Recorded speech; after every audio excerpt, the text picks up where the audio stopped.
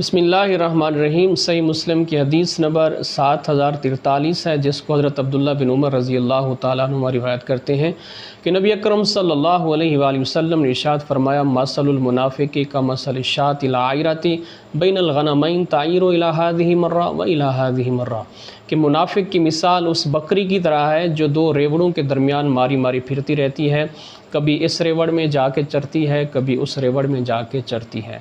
यानी जो मुनाफिक शख्स होता है ना वो काफिरों का साथी होता है और ना ही वो मुसलमानों का साथ इख्तियार करता है। यानी दो कश्तियों में पाँव रखने वाला डूब ही जाता है। इससे हमें ये सबक मिलता है कि हमारा किरदार पक्के और सच्चे मुसलमान का होना चाहिए।